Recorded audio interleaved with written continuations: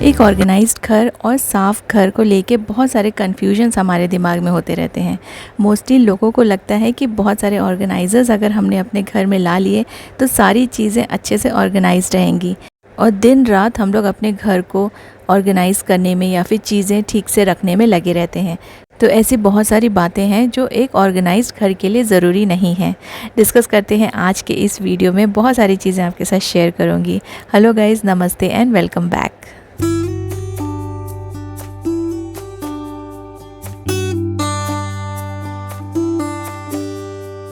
Home organization या फिर kitchen organisation, इसका मीनिंग ये बिल्कुल भी नहीं है कि आपके पास फैंसी चीज़ें हों, फैंसी ऑर्गेनाइजर्स हों या फैंसी कबर्ड्स हों, वार्डरोब्स हों, कैबिनेट्स हों।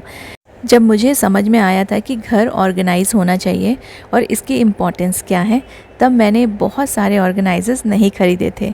स्टार्ट किया था मैंने अपने किचन के साथ और छोटी छोटी चीज़ें जो मेरे पास ऑलरेडी थी, जो हर घर में मिल जाएंगी इजीली, जैसे कि पुराने बॉक्सेस या फिर पुराने बर्तन, पुराने कंटेनर्स, इन सब चीज़ों को यूज़ करके मैंने अपने किचन को ऑर्गेनाइज़ करना स्टार्ट किया था। स्लोली फिर जब हम लोग को पता चलता है कि इस जगह पे कौन सी चीज़ें फ़िट आ जाएगी, तो आप उसके बाद नए ऑर्गेनाइज़र्स ले सकते हैं। लेकिन स्टार्टिंग में जब आप अपने घर को जस्ट ऑर्गेनाइज़ करना स्टार्ट कर रहे हों, तब आप अपनी जो पुरानी चीज़ें आपके पास रखी हुई है, जैसे शू बॉक्सेस आप यूज़ कर सकते हैं, सीरियल के बॉक्सेस यूज़ कर सकते हैं, पेंट बॉक्सेस यूज़ कर सकते हैं। तो ये सारी चीज़ों से आप शुरुआत कीजिए। अपने घर में अपनी चीज़ों को, छोटी छोटी चीज़ों को रखने के लिए बहुत सारा पैसा वेस्ट करने की ज़रूरत नहीं है। फिर धीरे धीरे जैसे आपको समझ में आता है कि आपके घर में कितना स्पेस है, कौन से कॉर्नर में आपको कौन सी चीज़ रखने की ज़रूरत है या कौन से ऑर्गेनाइजर्स आपके किचन में या किसी भी रूम में फ़िट हो जाएंगे, आप उसके अकॉर्डिंग फिर ऑर्गेनाइजर्स ले सकते हैं। पहले स्टार्ट कीजिए 2 या 3 ऑर्गेनाइजर्स से और फिर उसके बाद अगर वो अच्छे लगते हैं तो आप उसके हिसाब से फिर और भी दूसरी चीज़ें ले सकते हैं। मोस्टली हम लोग क्या करते हैं ना कि कुछ चीज़ें हम लोग को अच्छी लगती है किसी के घर पे या ऑनलाइन, तो हम लोग फटाक से वो चीज़ ले लेते हैं, लेकिन उसका क्या यूज़ आएगा हमारे घर में उस टाइम पे हमें पता नहीं होता है। तो जब आपके घर में उस चीज़ का कोई यूज़ नहीं है तो फिर आपके पैसे वेस्ट हो जाते हैं और ज़बरदस्ती हम लोग वो ऑर्गेनाइज़र कहीं ना कहीं अपने घर में यूटिलाइज़ करने का ट्राई करते रहते हैं, और जबकि उसकी कोई ज़रूरत नहीं होती है। तो जब आपके घर में किसी चीज़ की ज़रूरत नहीं है, तो वहाँ पे पैसे वेस्ट करने से बेटर है कि आप सबसे पहले एक प्लान बना के अपने पूरे घर में देख लीजिए कि क्या ऑलरेडी आपके पास है और किस चीज़ की आपको रिक्वायरमेंट है, जो आपको ख़रीदनी है। उसके हिसाब से मेजरमेंट लेके आप वो पर्टिकुलर ऑर्गेनाइज़र सर्च कीजिए, उसके रिव्यूज़ देखिए, फिर आप उसे परचेज़ कर सकते हैं। ऐसा करने से आपके पैसे भी बचेंगे, वेस्ट नहीं होंगे और आपके घर में वो सामान आएगा जिसकी रिक्वायरमेंट है। बहुत बड़े बड़े घर होने के बाद भी हम लोगों को स्पेस नहीं मिलता है, वो इसलिए क्योंकि अननेसेसरी सामान हमारे यहाँ पे पड़े रहते हैं और सिर्फ किसी और के घर पे है और आपको अच्छा लगा है या आपने कहीं देख लिया है, आपको वो बहुत पसंद आया है, कलर, उसका लुक, और इसीलिए आपने उसे ख़रीद लिया है। अदरवाइज़ उसकी कोई रिक्वायरमेंट नहीं है। ये एक बहुत बड़ा रीज़न है जिसकी वजह से बहुत बड़ा घर होने के बाद भी आपको अपने घर में जगह कम पड़ती है।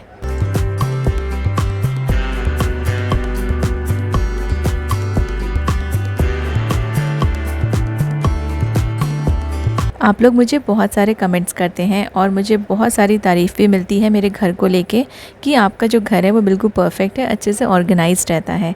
लेकिन इसका मतलब ये नहीं है कि मेरा जो घर है बिल्कुल परफेक्ट है, और घर कभी परफेक्ट हो भी नहीं सकता है। बहुत सारी खामियां होती है हर घर में। कैमरे पे बहुत सारी चीज़ें अच्छी दिखती है, लेकिन 24 आवर्स घर किसी का भी साफ़ रहे ये पॉसिबल नहीं होता है। घर को ऑर्गेनाइज़ करने के लिए बहुत सारा टाइम लगता है, बहुत सारी एनर्जी लगती है उसको परफेक्ट बनाने के लिए। तो अगर आपके पास टाइम है तो आप स्लोली अपने घर को ऑर्गेनाइज़ कर सकते हैं। अगर आपको अपने घर में हर एक चीज़ जगह पे मिल जाती है जब भी आपको ज़रूरत पड़ती है, तो इसका मतलब है कि आपका घर प्रॉपर्ली ऑर्गेनाइज्ड है। ऐसी बहुत सारी चीज़ें होती हैं जो हम रोज़ यूज़ नहीं करते हैं, लेकिन जब भी आपको ज़रूरत पड़े तो वो आपको सामने दिख जाए, या फिर आपने जहाँ रखा था उसकी एक जगह आपने फ़िक्स की थी, वो आपको पर्टिकुलरली उस जगह पे अगर मिल जाए तो आप समझ सकते हैं कि आपका जो घर है वो प्रॉपर्ली ऑर्गेनाइज्ड है और आपको और कुछ भी करने की ज़रूरत नहीं है। चीज़ें सिर्फ जगह पे रखनी है, अच्छे से रखनी है, और हर चीज़ की एक पर्टिकुलर जो स्पेस होता है ना वो फिक्स रहना चाहिए। अगर बार बार आप एक किसी सामान की स्पेस या जगह चेंज करते रहेंगे तो वो दूसरों को भी, आपके जो दूसरे फैमिली मेम्बर्स हैं उनको भी ढूंढने में परेशानी होगी, और जिनकी बड़ी फैमिली है उनके लिए और भी ज़्यादा प्रॉब्लम हो जाती है।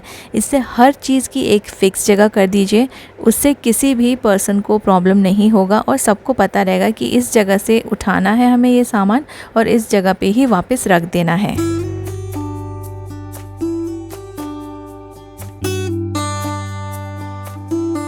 मेरे घर में काफ़ी सारा सामान है, लेकिन मुझे आता है उसे ठीक से ऑर्गेनाइज़ रखना और उन्हें अच्छे से अरेंज करके रखना। तो मुझे ये बातें बहुत बार सुननी पड़ती है कि आपका जो घर है वो बहुत भरा भरा दिखता है, आपके पास में काफ़ी ज़्यादा सामान है। तो इसका मतलब ये नहीं है कि मेरा घर ऑर्गेनाइज़ नहीं है। मिनिमलिस्ट होना ज़रूरी नहीं है किसी भी ऑर्गेनाइज्ड घर के लिए। सिर्फ आपके पास जितना सामान है उसको आपको ठीक से रखना आना चाहिए। मैं हमेशा सजेस्ट करती हूँ और ये खुद भी मैं फॉलो करती हूँ कि हमेशा हमें ना डीक्लटर करते रहना चाहिए। जो सामान आप यूज़ नहीं कर रहे हैं और जिसकी रिक्वायरमेंट नहीं है, कुछ चीज़ें ऐसी होती है जो अच्छी होती है और आप बोर हो गए होते हैं, तो किसी को दे दीजिए या फिर टूटी फूटी चीज़ों को अपने घर से हटा दीजिए।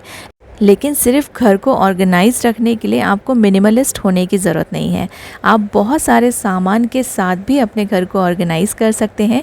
एक आपको बहुत ही अच्छा सा सिस्टम बनाना है अपनी चीज़ों को रखने का, और आप बहुत सारे सामान के साथ भी पूरे घर को ठीक से अरेंज करके रख सकते हैं। मिनिमलिस्ट होना अच्छी बात है। अगर आपके पास टाइम नहीं है अपने घर को मेंटेन करने के लिए, तब आप कम सामान रखिए। लेकिन अगर आप मिनिमलिस्ट नहीं हैं तो इसका मतलब ये नहीं है कि आप अपने घर को ऑर्गेनाइज नहीं रख सकते।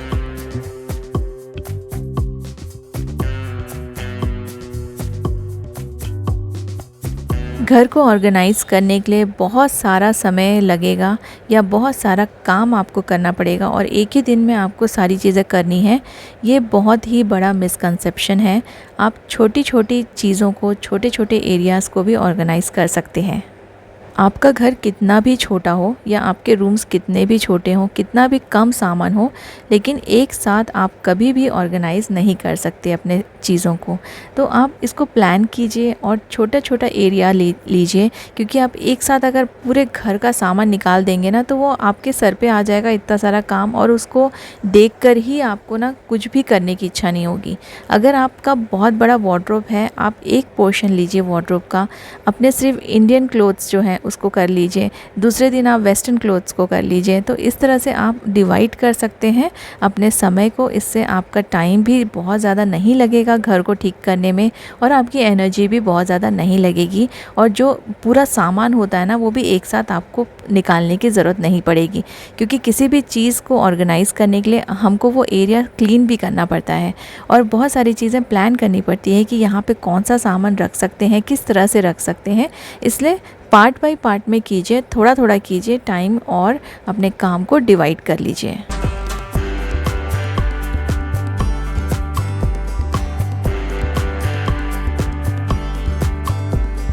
चीज़ें ऑर्गेनाइज़ करने का कोई भी सही या गलत तरीका नहीं होता है। कुछ चीज़ें आपके लिए सही हैं तो कुछ चीज़ें मेरे लिए सही हैं।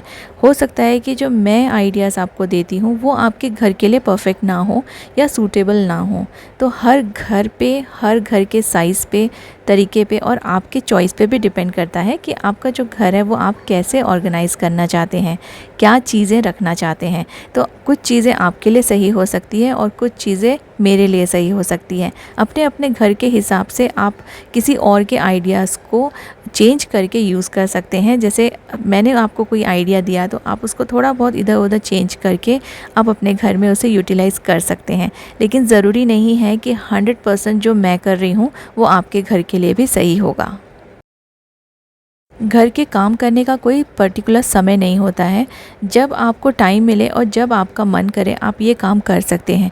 जो वर्किंग लेडीज़ हैं उनके लिए थोड़ा सा टाइम लिमिटेड रहता है घर के काम के लिए, लेकिन जो घर पे रहते हैं, जो होम मेकर्स हैं या फिर जो लेडीज़ घर से ही काम करते हैं, उनके पास थोड़ा-सा चॉइस होता है कि वो कभी भी अपने काम को कर सकते हैं अगर कोई एक्स्ट्रा काम निकाला हुआ है। तो अगर आपके पास इवनिंग में टाइम है, जैसे मोस्टली मेरे पास लेट इवनिंग थोड़ा टाइम रहता है, उस टाइम पे मैं बहुत सारे ऐसे काम कर लेती हूँ जो मैं दिन भर नहीं कर पाती हूँ। तो कोई भी टाइम ऐसा कोई फ़िक्स नहीं है कि आपको दिन के समय या मॉर्निंग को जल्दी उठकर ही काम करना है। बहुत सारे लोगों को ऐसा भी लगता है कि मॉर्निंग बहुत जल्दी उठ जाने से सारे काम फटाफट से हो जाते हैं, लेकिन नींद भी लेना बहुत ज़रूरी है। इसलिए एकदम अर्ली मॉर्निंग भी उठने की ज़रूरत नहीं है कि हम 4 बजे या 5 बजे उठ के घर का काम करेंगे। अब थोड़ा-सा लेट उठ के, थोड़ा-सा खुद को रेस्ट देकर भी दिन भर कभी भी अपने काम को कर सकते हैं। इसलिए मैंने आपको पहले बताया कि प्लानिंग बहुत इम्पॉर्टेंट है। आप छोटी-छोटी चीज़ों को प्लान कर सकते हैं। डिक्लटरिंग करना है, उसके लिए आप एक प्लान बना लीजिए, या फिर आपको किसी पर्टिकुलर एरिया को ऑर्गेनाइज़ करना है, उसके लिए आप एक छोटा-सा प्लान बना सकते हैं। इससे आपको घर के जो आपके जो नॉर्मल काम है, जो रेगुलर काम है, उसमें परेशानी नहीं होगी और उसमें कोई रुकावटें भी नहीं आएँगी और वो भी डिले नहीं होगा। बहुत सारे काम हम लोग पेंडिंग छोड़ देते हैं और दूसरे काम लेके बैठ जाते हैं। तो पहले आप रेगुलर अपने घर के काम कर सकते हैं, और जो एक्स्ट्रा काम है अपने घर को ऑर्गेनाइज़ करने के, या कोई पर्टिकुलर क्लीन अगर हमको करना है, जैसे हम डीप क्लीनिंग करते हैं किसी एरियाज़ की, तो इसके लिए आप या तो आप इवनिंग में कर लीजिए, या आप थोड़ा सा लेट नाइट कर सकते हैं, या आप कभी भी जब भी आपको कंफर्टेबल लगे आफ्टरनून में अगर आपके पास टाइम है तो उस टाइम भी आप इस काम को कर सकते हैं। कई बार ऐसा भी हो जाता है कि हमने कुछ काम निकाल लिया और उसी टाइम सडनली कोई गेस्ट आ जाते हैं, तो वो काम फिर वहीं पे रह जाता है। इससे ये सारी चीज़ें भी मैटर करती हैं, और अगर कोई काम आपने स्टार्ट किया है और वो हो नहीं पाया है, तो उसके लिए आपको बिल्कुल भी टेंशन लेने की ज़रूरत नहीं है। आप उसको दूसरे दिन कंटिन्यू कर सकते हैं। जैसा जो सामान रखा था उसे साइड में कर दीजिए और फिर आप उसे दूसरे दिन कंटिन्यू कर सकते हैं। और एक आध दिन अगर आपसे घर साफ़ नहीं हो पाता है, तो भी ये बहुत ही नॉर्मल सी बात है, सबके घर में ऐसा होता रहता है। तो जब भी आपको घर साफ़ ना होने का टेंशन हो, तो आप ये चीज़ याद रखिए कि किसी का भी घर परफेक्ट नहीं होता है। उम्मीद करती हूँ आपने ये वीडियो को एंजॉय किया होगा। Thank you so much for watching.